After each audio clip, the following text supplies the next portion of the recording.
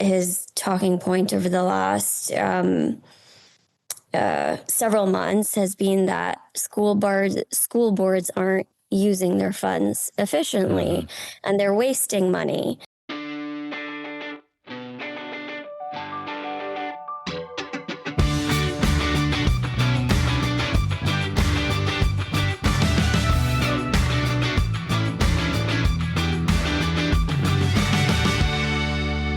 We are back on Closer Look Thursday, one day closer to the weekend with Michael Friscolanti, our editor-in-chief here at Village Media. I'm Scott Sexsmith.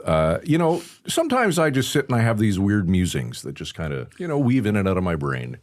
And Random thoughts? Random thoughts. And it came to me as I reached out to OPSU last night trying to get JP Hornick on to talk about the mandated provincial employees back to the office. And I thought, isn't it ironic that those that sit in the legislature are not sitting until mid to late March, and that is their place of work. That is their office, yet they're not there. Yes, I'm sure they would argue that their office is their entire riding and that they're working hard talking to the people that voted for them and the people they serve.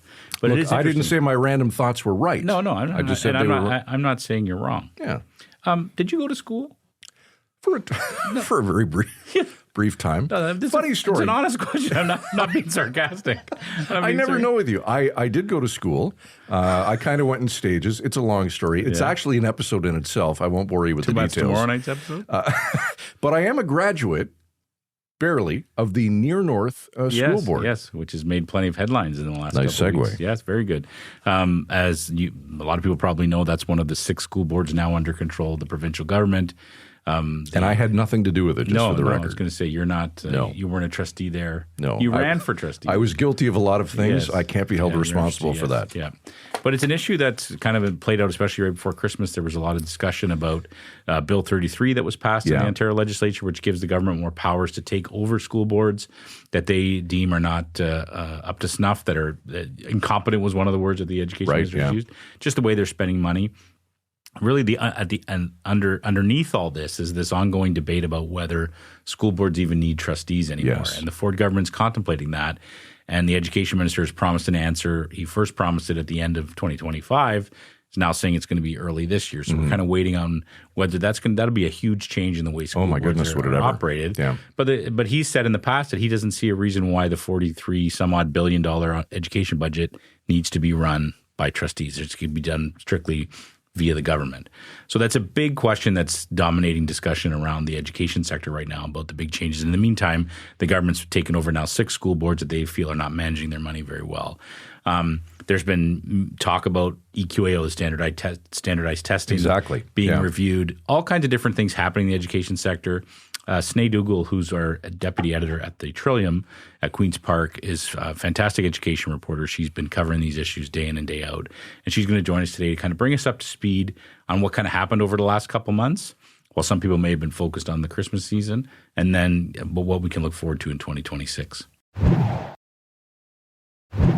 There is a lot going on in the world right now, to say the least. So you may have missed some of the big news lately. As it relates to Ontario education, the Ford government is promising a full review of the curriculum, a full review of standardized testing, and it recently passed new legislation that makes it a lot easier for the province to take control of school boards that are, to use the minister's words, incompetent. Here to help us get up to speed on all the changes and what we can look forward to in 2026 is our education expert at Queen's Park, Sinead Dougal, the deputy editor of the Trillium. Happy New Year, Sinead. Great to see you. Thanks for your time tonight. Happy New Year. Thanks for having me back. All right, Sinead, can we start with the legislation that was passed back in November, Bill 33, the Supporting Children and Students Act? What new powers does that give the province? Yeah, so this bill was a bit wide-ranging in that it included changes to the kindergarten to grade 12 system, post-secondary education, and also the child and youth services sector. But when it comes to the K-12 system, it does a couple of things. So it made it easier for the province's education minister to take control of school boards. It also expanded the minister's authority over school names. It, allowed him to require boards to post publicly about trustee and senior staff expenses, and it also required school boards to implement school resource officer programs if local police services offer them, which is basically having police in and kind of involved in the school communities. When it comes to school board takeovers, what it allowed the education minister to do is it kind of removed the need for him to wait for a third party recommendation on whether or not to take control of a school board. So it essentially gave him more power to do that and do it quicker. And we did see that happen soon after the legislation passed, with the province or the education minister taking over the Near North District School Board. And at last count, I think there's now 6 under the province's control. Sneh, is that correct? That's correct. And all of them were taken over last year. So what you're saying is it was harder to do that before this legislation. They had to go through some more hoops, and now basically they have free reign to do that if they feel it's necessary? Yeah, I mean, it kind of removes that step where you have an external party essentially recommending that, okay, yes, the province should take over the school board. Like with Near North, the government did have a review of the board back last fall.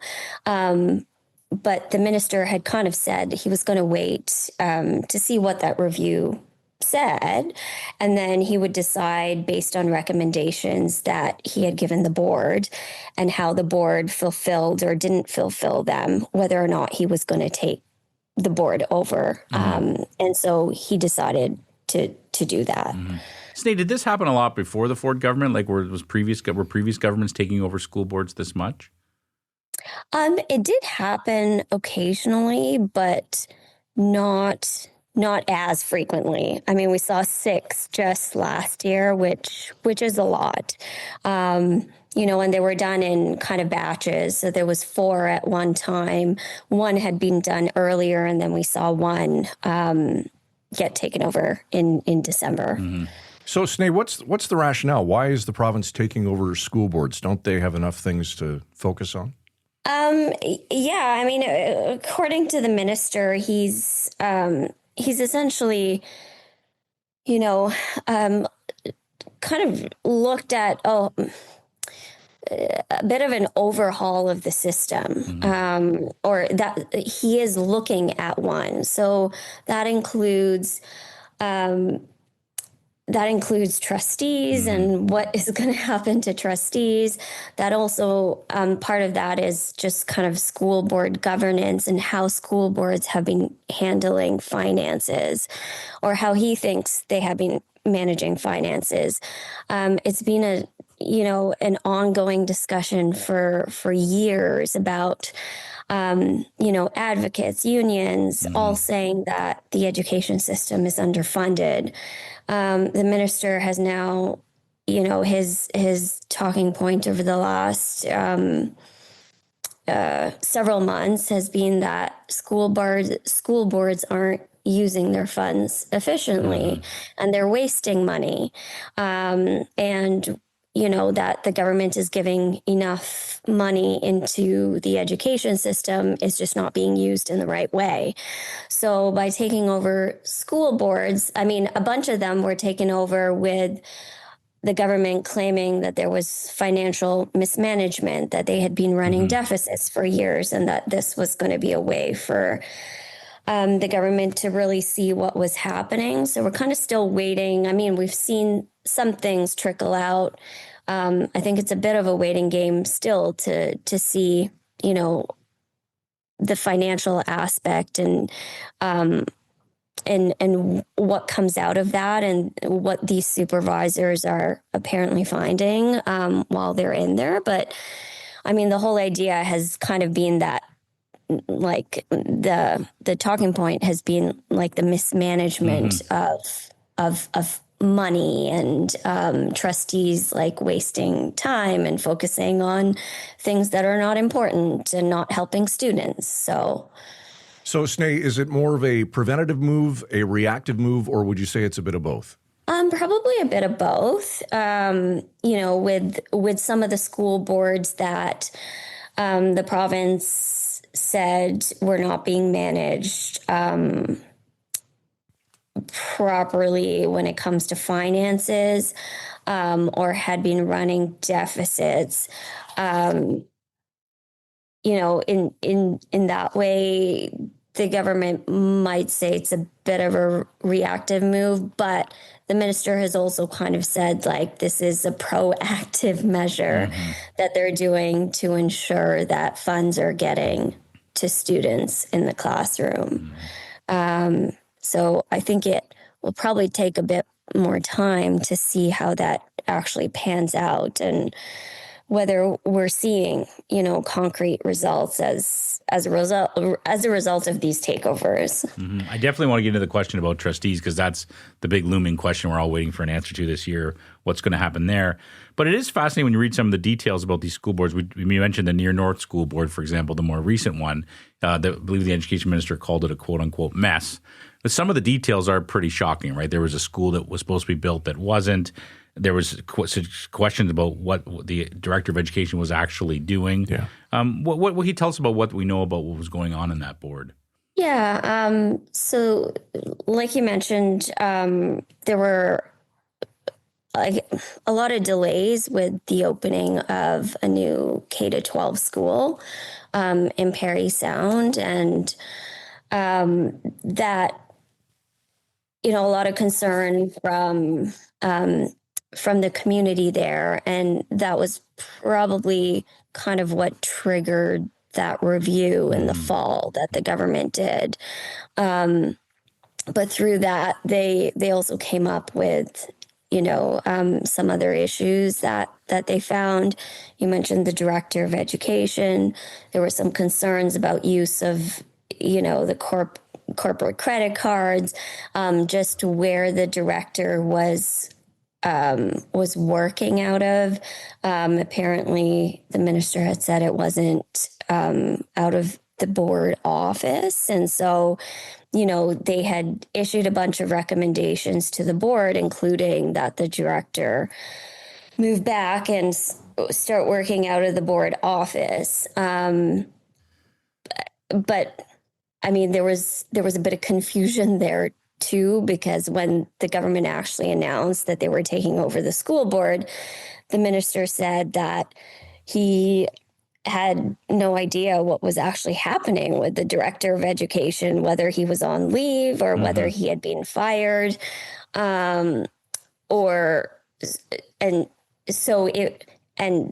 we had asked the minister at the time, because he had said that he was going to appoint a new director or an interim director.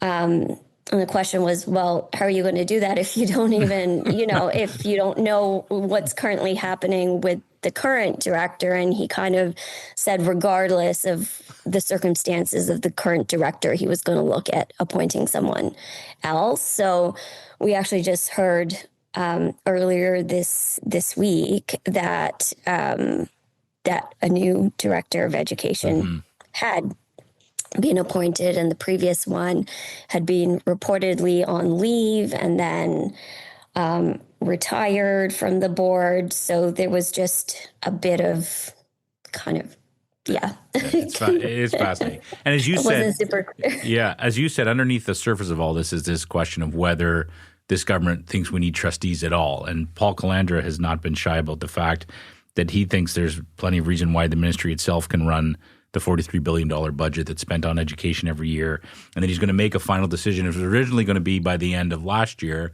the end of 2020, 2025, right. And now it's early 2026 is the timeline we have. What are you hearing about when this decision could come? Yeah. I mean, so probably similar to what you have, but the last that we did hear from the minister was, like you mentioned, we had expected to hear something by the end of the year, but the last that we heard from him, he had said he wasn't going to have a decision by the end of last year. He didn't have. He hadn't been able to take any proposals to cabinet yet.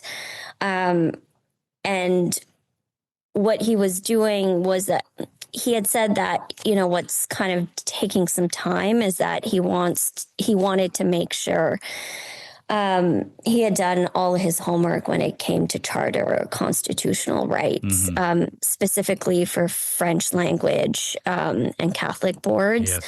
Yes. There are, the Catholic boards that are under supervision, even though in the other boards, the trustees aren't, they're not involved. They're not they're not doing what they were put in place to do just because of the nature of the boards being under supervision. With the Catholic boards, the trustees are in a small way still involved when it comes to denominational issues. And so he said that he wanted to kind of look into that and make sure that he has all those things in order before he makes any decision on what to do next. He did say that when he should be in a position when the legislature resumes to kind of provide more clarity on where they're going to go with this. The legislature actually is now not coming back until, a few weeks into March. So it's a bit unclear now whether he's going to wait until that time to, to table any legislation and that be the first that we hear of it, or kind of preview it in advance and say that, okay, this is what I'm going to do. So we're still waiting for any news on that. But I mean, from the comments that he has made, I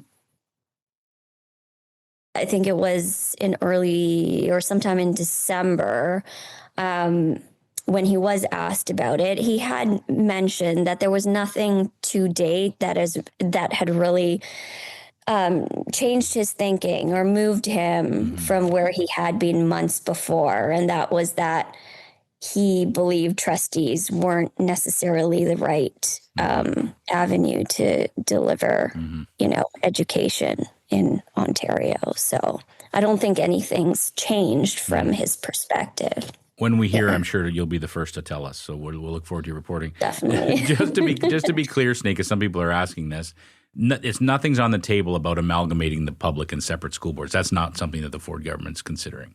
The minister has kind of said he's not looking at doing that, because there were some rumors at one point about possibly some sort of an amalgamation, but we haven't heard anything suggesting that up until this point. Snake, just back to the trustees for a sec. What's the reaction been to the possibility, either from the opposition or education experts? About eliminating trustees, they've been very critical of it. They have basically called it, a power grab. They have said in many instances that trustees are the go-to for families who may not have or may have run out of other avenues to kind of voice concerns and get issues dealt with related to their children. So they have been very concerned about that. The government has, countered that by essentially announcing that they're gonna that they're requiring school boards to set up this year student and family support offices. And these would be offices where, families can turn to if they have concerns or issues that they feel that they need to be dealt with. But the minister has kind of said repeatedly that, first steps for families should always be teachers and principals and trying to solve issues within schools. That hasn't really negated the fears that people have of just the elimination of trustees, though, and having elected officials being able to kind of stand up for families or for kids who may need it within the system. This has been hugely educational, to say the least, pardon the pun. But the last thing I want to ask you, Sneh, and in the middle of all this, too, has been some discussion about EQAO, the standardized testing, that the results, I believe you reported at the time, were actually delayed a little bit because they were looking at some things, and obviously the minister's not happy with those results either and wants to take a look at that. What are you hearing on that front? Are they looking at tweaking the testing, changing the testing, or just putting more emphasis on the test? Yeah, so the minister has said he's not looking to get rid of the EQAO testing, which is something that, some advocates have called for. But he said he's not looking to get rid of it, but he thinks that some changes could probably be made. With the results that came out recently, the scores had gone up when you look at grade 3, grade 6 students for math, for reading, writing, and math. But in some areas, it was very minimal increases. And so the minister, said at the time that that improvement is not happening fast enough, and that he wanted to look into why that was happening. So that involved looking at the testing.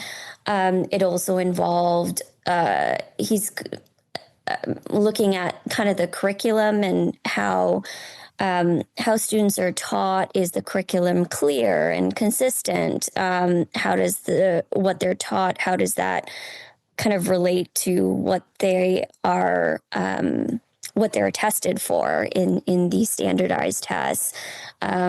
Whether teachers have the right supports that they need. So there's a few things that they're looking at there.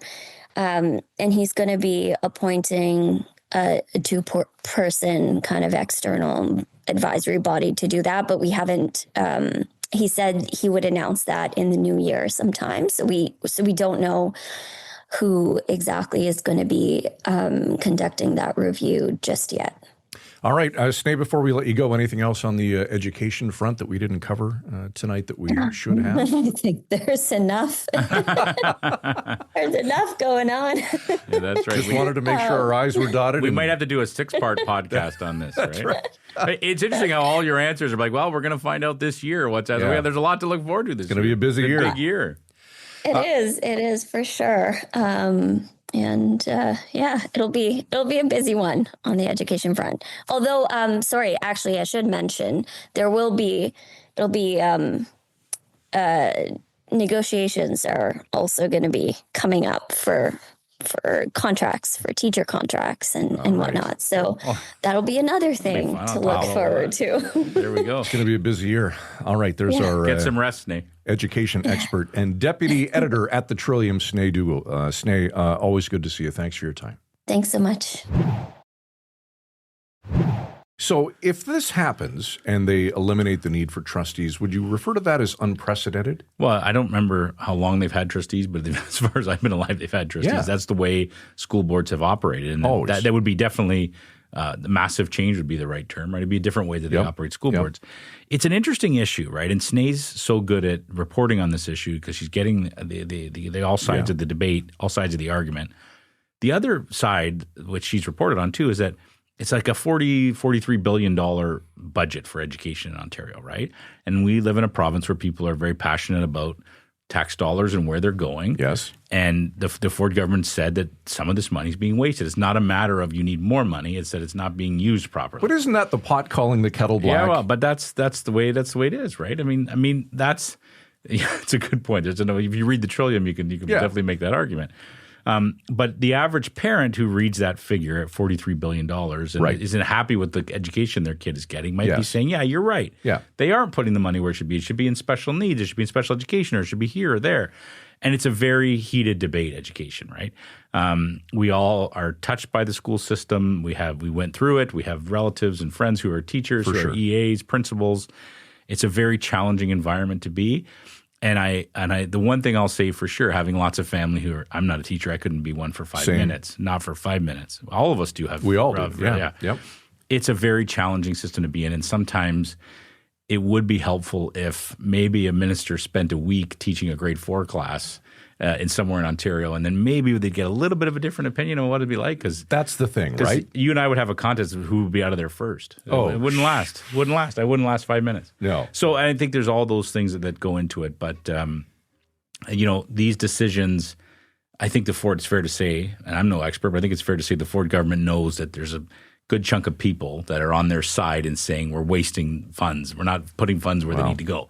But again, there's lots of people who say the Ford government would be wasting money. And hey, how about a tunnel? Yeah, how about a tunnel? Or, if you Google Skills Development Fund in the Trillium, you might have a different opinion too. But I think your point is an extremely valid one. It's very easy to be an armchair quarterback. Mm-hmm. Spend some time in the classroom, the overcrowded, non-air conditioned classroom. Yeah, that's right. And, we could go on. That's right. It's a great point. And, I would assume that many advocates are calling on the minister to do just that. Yeah. All right. Well, as Snay said, 2026, going to find lots of answers to those questions. Yeah. Closer look at villagemedia.ca. We would love to know your thoughts. Flip us an email. We'd love to hear from you. And, of course, sign up at closerlookpodcast.ca. Derek Turner at the helm this evening. As always, for Michael Friscolanti, our editor-in-chief here at Village Media, I'm Scott Sexsmith. Have a wonderful night. Thanks for joining us. We'll see you back here tomorrow night at 7 right here on Closer Look. Frisco and Scott's Wardrobe provided in part by Moores, Sault Ste. Marie.